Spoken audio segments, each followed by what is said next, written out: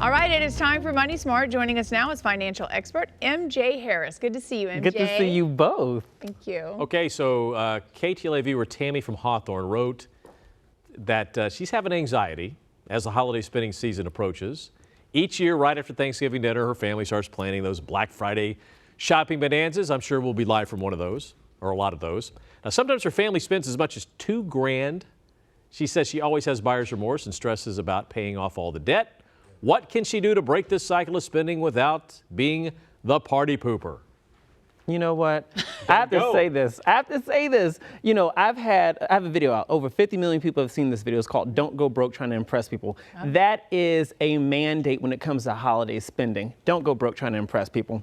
The bottom line is that we all have budgets, very finite budgets. And when we spend trying to impress other people or trying to get approval from other people, we set ourselves in a situation where we can create financial duress for ourselves. So my advice to her is to think about herself first. I think that if she has children, she needs to talk to her children. This is what my mother would do with us. She'd say, this is how much money I have to spend this year. This is how much I've allocated to each child. When you tell me what gifts you want, make sure it fits within that. So she put the onus on us to recognize that money is finite, and then we can make choices for ourselves around what we want.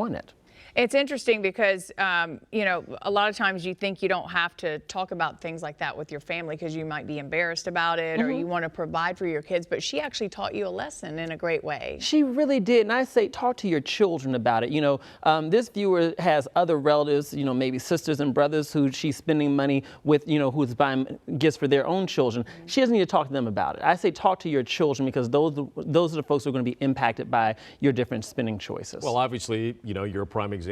It certainly paid off because look what you do for a living. Absolutely. My mother, we didn't have much money at all growing up, but by her being so transparent with us about her own financial limitations, it set the fire inside of me to be able to say, you know what, I don't want any limitations. And I created this life for myself. Yeah, I mean, and that very expensive sports coat. And doing well. And doing well.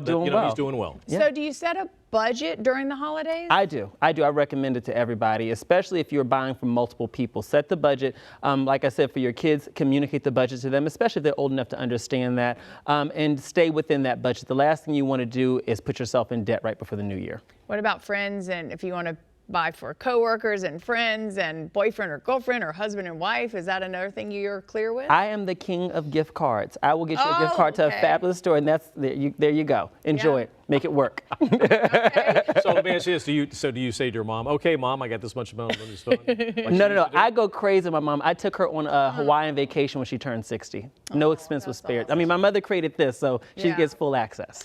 Well, thanks for the tips. I know it's a sort of a stressful time because money seems to flow out of the bank with travel and everything else. Thanks for raising the bar on the rest All of us. right.